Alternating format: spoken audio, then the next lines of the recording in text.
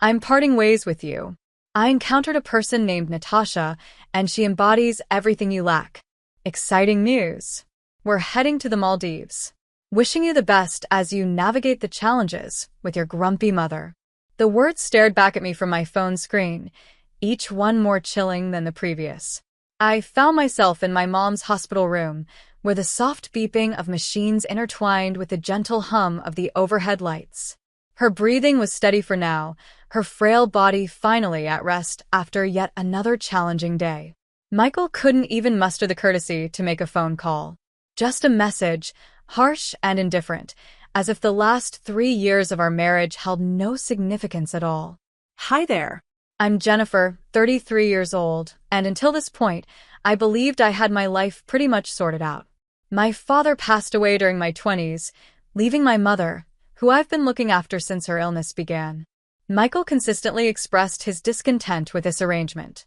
"It's not like she's your responsibility," he'd say, rolling his eyes as I had to miss a dinner or cancel plans to take care of her.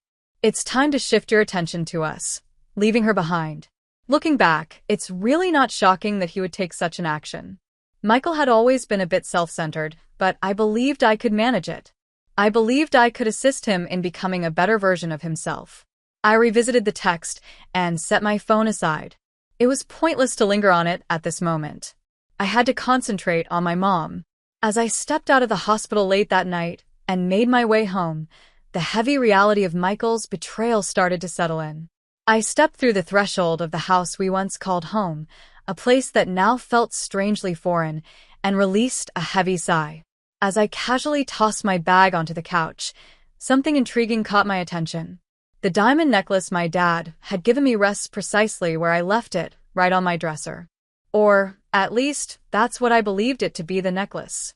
I grasped it firmly, examining every detail as I flipped it over in my hands. At first glance, everything seemed in order, but there was an unsettling feeling lingering beneath the surface. It felt much lighter than I recalled. I ran my finger along the clasp, observing the subtle scratch marks that were absent before. A wave of unease swept through me, yet I chose to set it aside. Perhaps I was simply fatigued. An hour later, while I was unpacking, my phone buzzed with an alert. As my eyes fell upon the screen, time seemed to stand still. "Attention! A security alert has been issued. The item has been relocated from its original spot." As I gazed at the notification, a wave of disbelief washed over me. The tracking chip, cleverly embedded in the clasp of my necklace, a precaution my dad insisted upon when he presented it to me, had been activated. Due to a delay in the system, it would have been wise for Michael to take it a few hours earlier. The genuine necklace was not present. Michael didn't merely walk away from me. It was taken without permission. As I settled into my seat, my grip on the imitation grew firmer, thoughts swirling in my mind. Michael believed he could deceive me and escape with his mistress. Little did he know the magnitude of the person he was up against. The moment struck me with the force of a tidal wave. Michael didn't merely walk out on me. He had taken away the most valuable possession I ever had. As I sat on the couch, the fake necklace resting in my hands, my mind whirled with every possible scenario. When had he accomplished it? Just how long had he been plotting this out? The idea of him quietly entering our bedroom, swapping out the necklace for a cheap imitation, sent a wave of nausea through me. The diamond necklace was more than mere jewelry. This was the last gift from my dad, a true emblem of his love and pride for me. The loss of him was the most challenging experience I had ever encountered, and this necklace stood as one of the rare physical reminders of him that I still possessed. Michael was aware of that. He understood its significance to me, yet he still went ahead and took it. I launched the tracking application linked to the security chip embedded within the genuine necklace. The blinking on the map revealed the precise location where it had been captured, a pawn shop just 3 miles away. My jaw clenched, the fury surging within me. How could he possibly do that? The realization sank deeper into my very core. Michael had been plotting this out for quite some time. His sudden text message, the manner in which he didn't even attempt to explain his actions. This was a crucial element of his elaborate escape plan. Yet, the question lingered on. What's the reason behind that? I picked up the phone and dialed the pawn shop, making an effort to keep my voice steady. Hello. I'm reaching out regarding a diamond necklace that might have recently arrived at your store. It features a security chip, and I've just been notified about its current location. A moment of silence hung in the air before the man on the other end finally responded. Oh, absolutely. We received a piece just like that this morning. A man made the sale, with a striking height and dark, flowing hair. It appeared to be somewhat on edge. Michael, do you still possess it? I inquired, my heart racing. He stated it clearly, not anymore. Upon discovering the security chip, we promptly reported it to the authorities. It's been flagged as stolen, so there's nothing more we can do about it now. It may be a good idea to reach out to the authorities. I hung up and gazed at the wall, feeling the full weight of the situation settle in around me. Michael didn't just betray me, he also stole from me and carelessly left a trail of evidence in his wake. My sadness transformed into unwavering determination.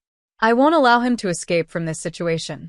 If he believed he could simply stroll away from our marriage, taking my father's necklace with him, and then bask in blissful days in the Maldives alongside his mistress, he was sorely mistaken. He was in for a surprise. The following morning, I reached out to law enforcement and shared every detail with them. The data from the tracking chip, the report from the pawn shop, and Michael's oddly timed exit all combined to raise some serious eyebrows. An investigator from the FBI stepped in, reassuring me that cases like this were not unusual. We'll take care of it, the agent declared with conviction. This valuable item is not going to vanish without a trace. Those words brought a flicker of relief, though it was just a small one. The diamond necklace was more than just a valuable piece of jewelry. It was truly one of a kind. As the hours ticked by, I slowly began to assemble the pieces of the puzzle. Michael's betrayal was not merely a spontaneous choice. Everything about the fake necklace, the unexpected text, and the trip to the pawn shop suggested a meticulously orchestrated plot.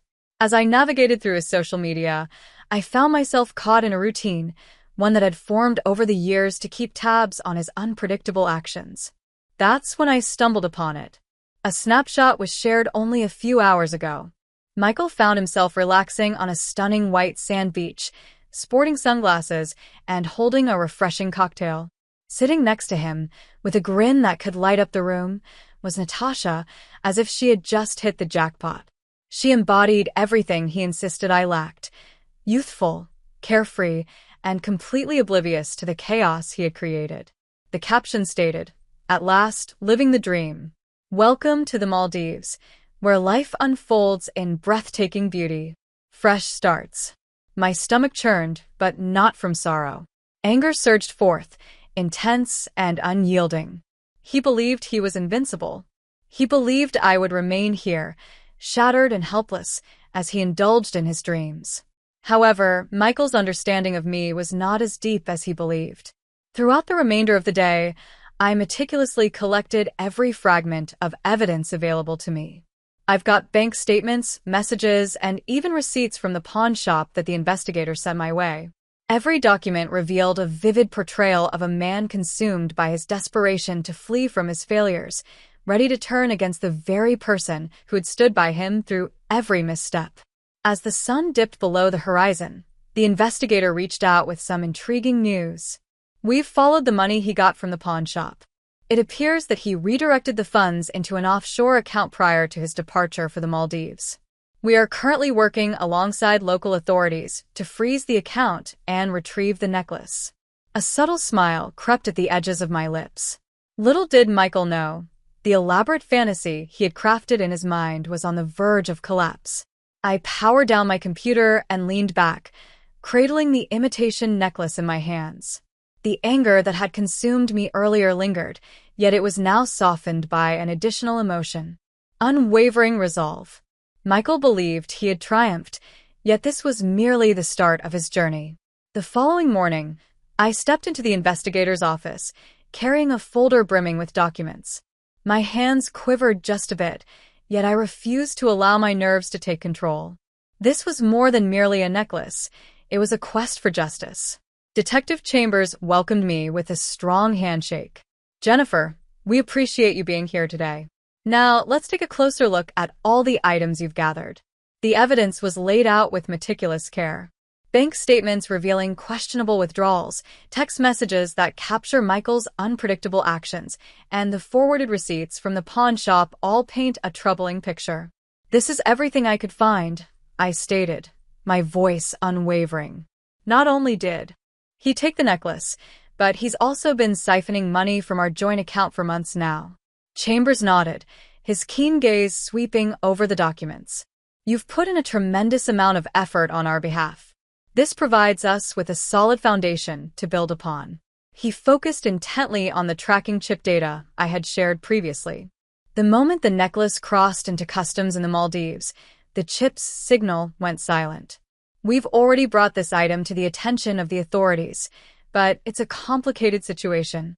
Cases of this nature on an international scale demand a partnership with local authorities."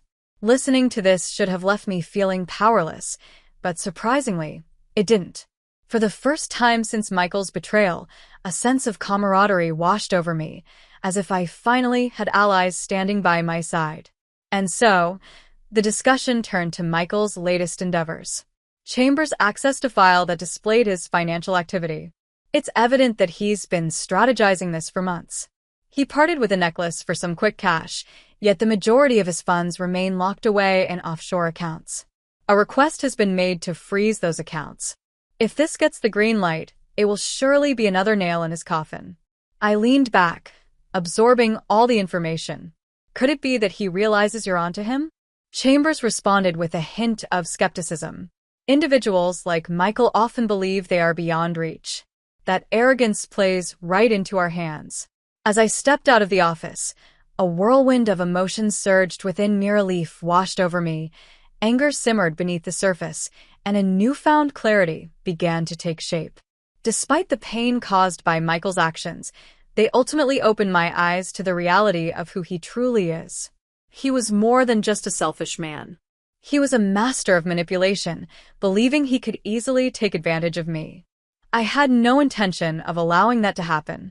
That evening, I reached out to my mom to see how she was doing. The sound of her voice, delicate yet brimming with warmth, brought back the reason I was battling so fiercely. She had always been my pillar of strength, and now it was my moment to stand tall for both of us. As the night drew near, a message from Chambers popped up on my screen. "The case is progressing steadily. Keep your head up, Jennifer. We will capture him." I drifted into a deep sleep, confident that justice was just around the corner. Michael's Instagram posts transformed into a daily ritual, embodying a curious blend of masochism and motivation.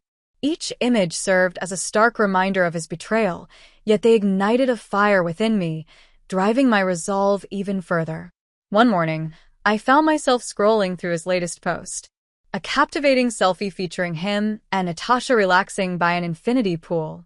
With her oversized sun hat casting a shadow over her smug grin, Michael proudly raised a glass of champagne.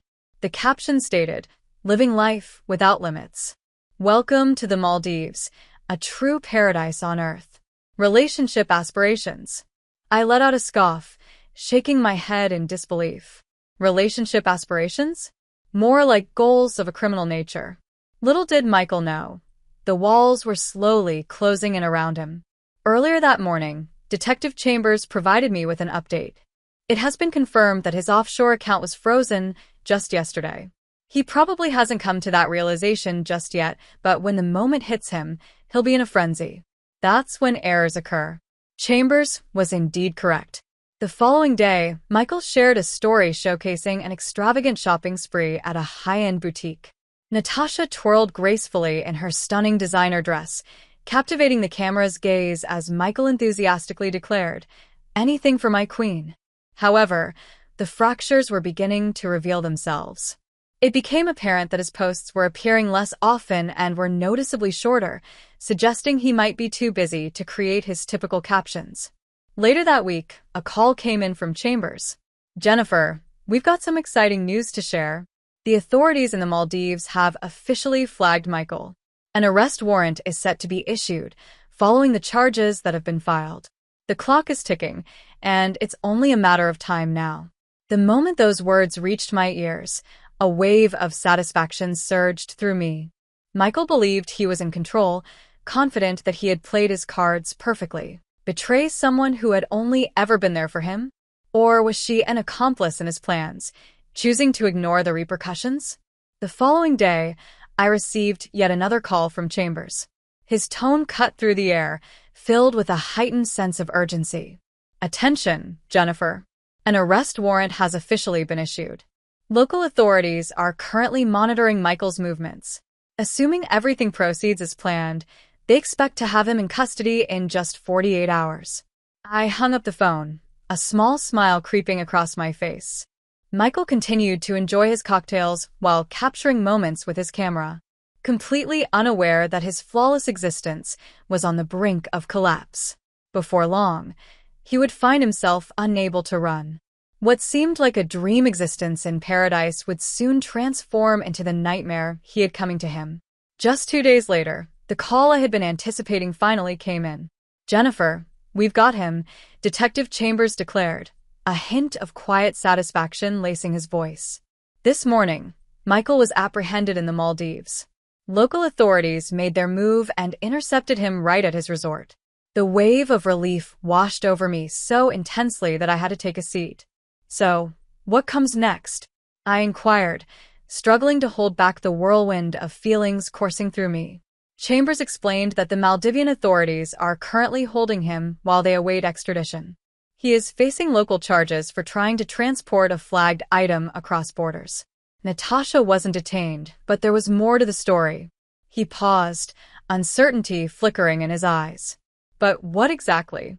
It seems that she won't be staying for long. It appears she was far from pleased to discover that Michael's opulent way of living was founded on deceit and larceny. It seems she departed from the resort not long after his arrest. A laugh escaped me, bubbling up uncontrollably. Natasha, the woman he believed would be his salvation, vanished the instant challenges arose. It was a perfect example of poetic justice. As the evening unfolded, I witnessed the aftermath firsthand. Social media lit up with a flurry of photos and updates. A photograph captured by another guest at the resort reveals Michael being led away by 2 officers, his hands restrained behind him. He sported the same smug sunglasses that had become his signature in all his previous posts, yet his expression betrayed a complete lack of confidence this time around. The caption stated, "Tension unfolds at the resort.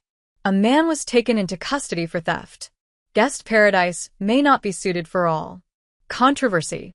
For the next hour, I found myself immersed in the whirlwind of content, scrolling through the chaos that unfolded before me. Natasha removed every single post that showcased Michael. Her captions were meticulously edited, devoid of any reference to their ideal existence. Some sharp-eyed commenters suggested that she might have already returned home, leaving Michael to navigate things on his own. Before I knew it, my phone buzzed with a message from Detective Chambers. The extradition process is officially underway. He will return to confront the charges awaiting him here. Based on the evidence we've gathered, this is a compelling case. He's not going to escape this one. At long last, after enduring this relentless nightmare, I experienced a fleeting sense of peace. Michael, who believed he could take my father's necklace, my money, and my dignity, now finds himself confined in a Maldivian jail cell with no escape in sight. And what about Natasha? She had pulled away so thoroughly that it felt like their whirlwind romance was nothing more than a fleeting dream. In the stillness of my living room, I grasped the fake necklace one final time, a sense of vindication washing over me. Michael's betrayal had momentarily shattered my life, but now, the tables had turned, and it was his time to confront the consequences. The morning following Michael's arrest, I awoke to the warm sunlight pouring in through my bedroom window. The weight of the world no longer felt like it was pressing down on me. I lay back in bed, allowing the stillness to envelop me. Michael had vanished. And for once, the thought felt strangely comforting. It was a breath of fresh air. My initial step was to pay a visit to my mom. Sitting by her bedside in the hospital, I gently held her hand and shared all the updates on everything that had unfolded. At long last, he's receiving what he truly deserves, I murmured. My mom, delicate yet ever so perceptive, grasped my hand with a gentle squeeze. Jennifer, you possess a strength that surpasses your own perception. I've always been aware of that. Her words lingered in my mind long after I had departed. In the face of heartbreak and betrayal, I discovered that I had remained steadfast. I refused to let Michael's actions define my worth. I stood my ground. And now, the moment had arrived to concentrate on what really counts, transforming my existence. It all began with a humble start. I emptied the house, erasing every sign of Michael. His attire, the scent he wore, and those gaudy trinkets he just had to hold on to. Everything was tossed into garbage bags. With every item I let go, a sense of lightness washed over me. It feels like a powerful journey of reclaiming my space, my sanity, and my identity. I dedicated additional time to my mom, coordinating her medical care, and making sure she had all the essentials she required. Her smile, though subtle, brought back the reason I had battled so fiercely from the very beginning. Up next was the journey into my career. Michael had taken a toll on our finances, but I wasn't beginning from scratch. The combination of my savings and the funds I successfully recovered provided me with a solid foundation. I got in touch with my previous boss, a truly supportive woman named Ellen, who had always had faith in my abilities. As I shared my situation, Ellen jumped right in without a moment's pause. "Return whenever you feel prepared," she remarked.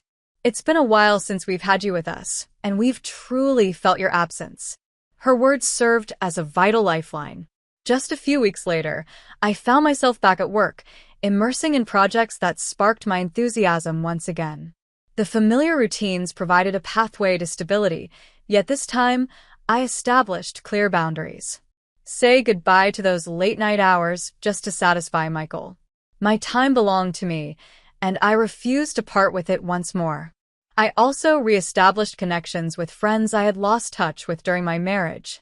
As I sipped my coffee and engaged in deep conversations, it struck me just how much I had longed for these connections.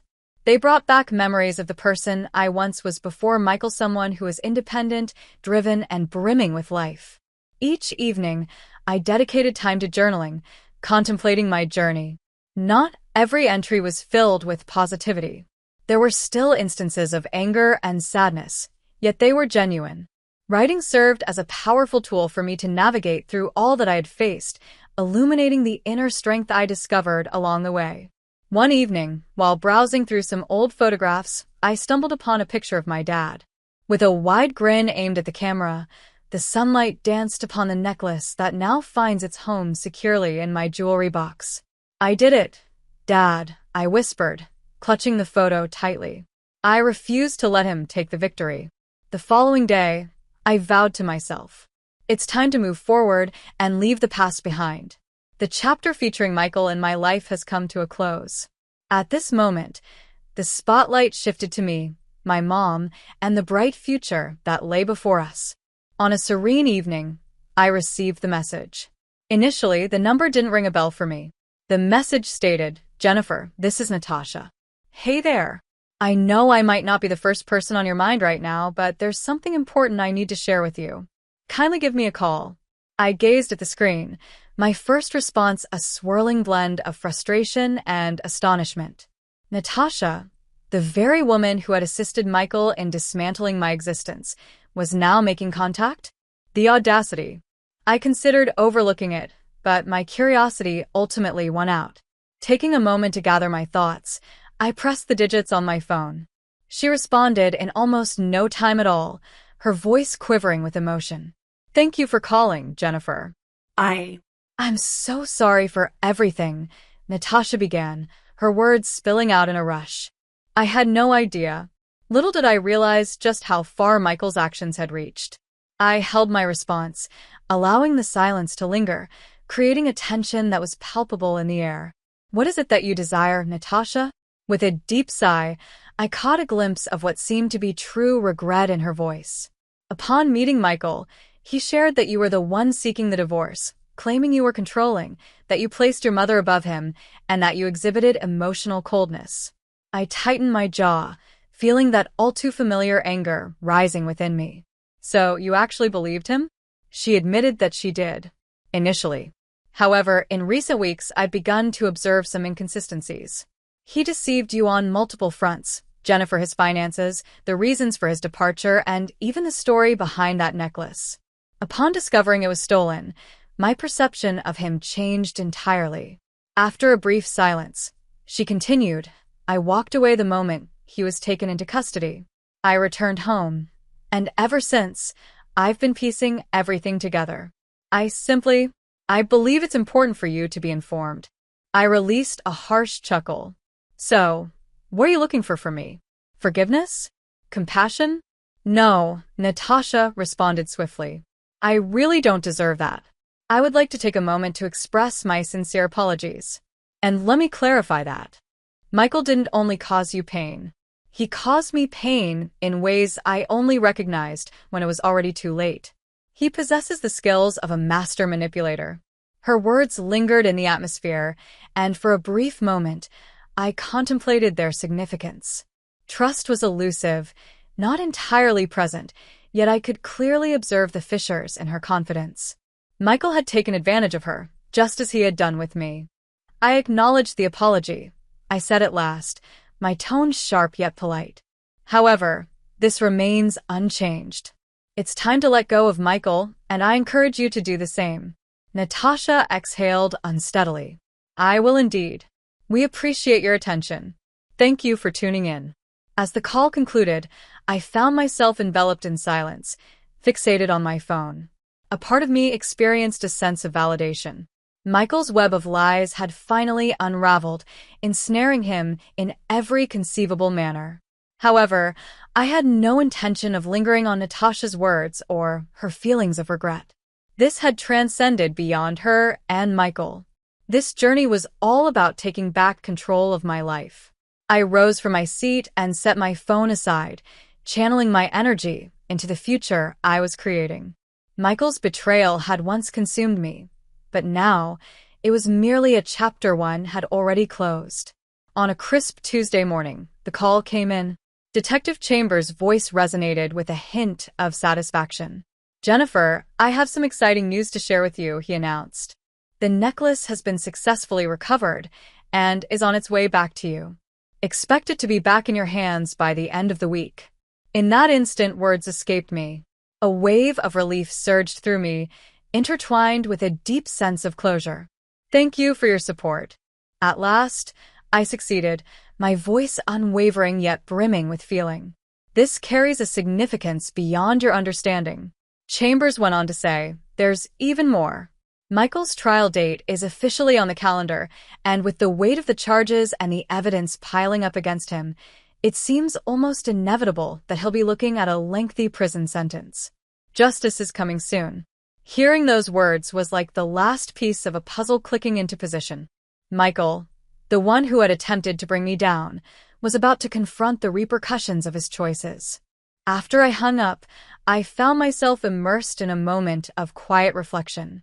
The necklace that belonged to my father, a precious link to his love and strength, was finally returning home. Michael's theft was a desperate move aimed at shattering my sense of stability, yet it only highlighted my true resilience.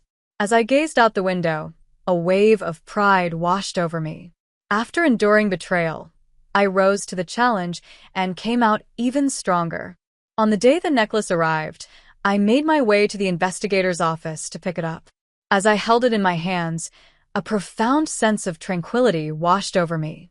It shimmered with the same brilliance as it did on the day my father presented it to me. This wasn't merely a piece of jewelry. It stood as a powerful symbol of resilience, love, and all the challenges I had triumphed over. That evening, I found myself sitting beside my mom in her hospital room, the necklace gently resting around my neck. Her eyes sparkled with excitement as she caught sight of it, a fleeting moment of clarity piercing through her typical weariness. It's beautiful, she said softly, her voice barely above a whisper. It's home, I said, gently taking her hand. As I sat there, a spark of inspiration started to take shape. My mother endured countless challenges, witnessing her health deteriorate, all while being aware of the sacrifices I made for her well-being. She truly deserved something to anticipate, an opportunity to forge new memories. As the night unfolded, I found myself deep in thought, mapping out my plans. A journey for just the two of us, to a place that holds significance, yet offers tranquility. I reflected on the destinations my dad had always dreamed of exploring with us, ultimately choosing a serene coastal town that held a special place in his heart from childhood. The following morning, I presented the idea to her. "As soon as you're back on your feet, we're heading out," I said, sharing snapshots of the town with her. Her smile, subtle yet sincere, provided all the reassurance I sought. This journey transcended mere travel. It was a powerful quest to rediscover joy, a bold step towards the future, unshackled by the weight of the past. As I gathered my belongings that evening, a sense of tranquility washed over me, a feeling I hadn't experienced in years. The chaos that Michael had unleashed in my life had finally subsided, and what lay ahead? It was my journey to create, taking it one step at a time.